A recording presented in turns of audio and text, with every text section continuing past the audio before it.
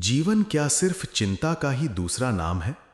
सुबह उठने से लेकर रात को सोने तक क्या हम सिर्फ यही सोचते रहते हैं कि क्या होगा, क्या करें?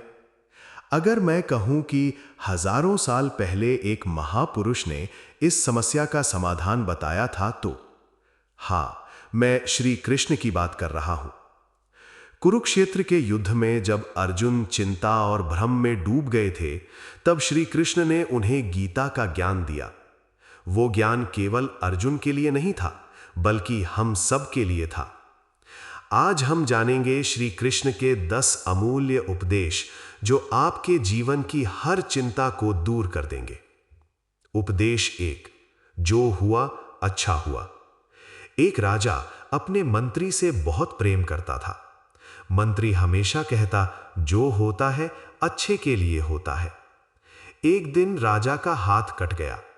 राजा दुखी होकर बोला, अब भी कहोगे जो हुआ अच्छा हुआ? मंत्री बोला, हां महाराज, ये भी अच्छे के लिए हुआ। राजा क्रोधित होकर मंत्री को जेल में डाल दिया।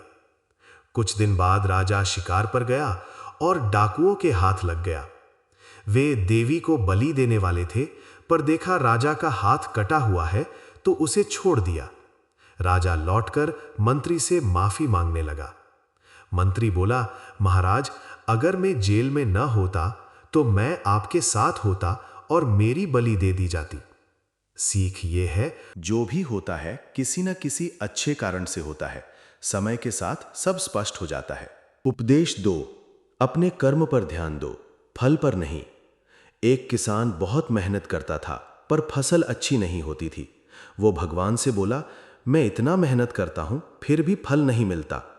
भगवान ने कहा, तुम अपना कर्म करो, फल देना मेरा काम है। किसान ने अगले साल और मेहनत की, फिर भी फसल ठीक नहीं हुई।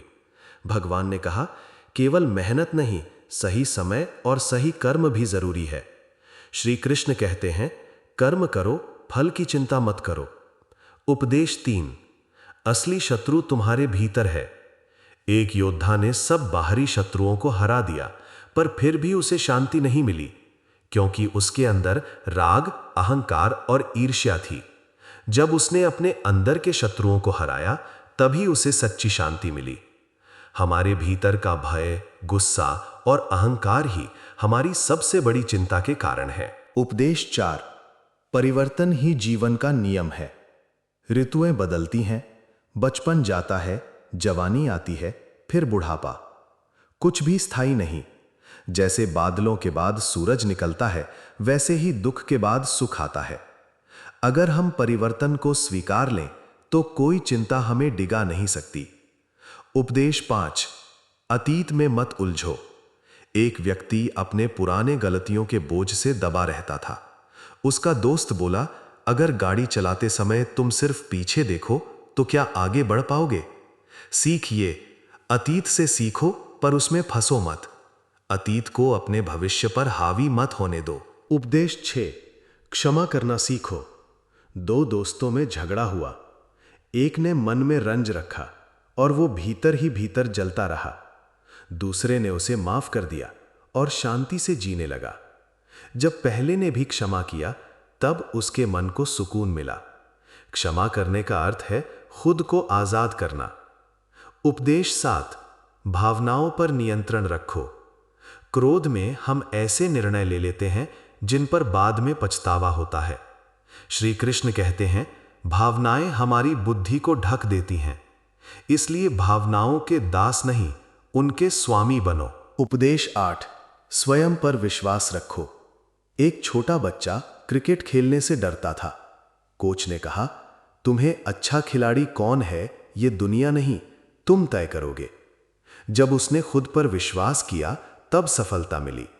आत्मविश्वास ही सफलता की कुंजी है। उपदेश 9, आशा कभी मत छोड़ो। अंधेरी रात के बाद सुबह जरूर आती है। इसी तरह कठिन समय के बाद सुख भी आएगा। बस विश्वास रखो और आगे बढ़ो। उपदेश 10, प्रेम बांटो।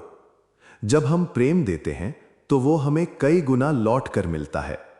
प्रेम हमारे मन को शांत करता है, चिंता को मिटाता है और जीवन को सुंदर बनाता है। चारों ओर प्रेम फैलाओ, देखोगे जीवन भी खिल उठेगा। श्री कृष्ण की बातें पसंद हैं तो चैनल को लाइक, कमेंट और सब्सक्राइब जरूर करो। ऐसे ही वीडियो देखने के लिए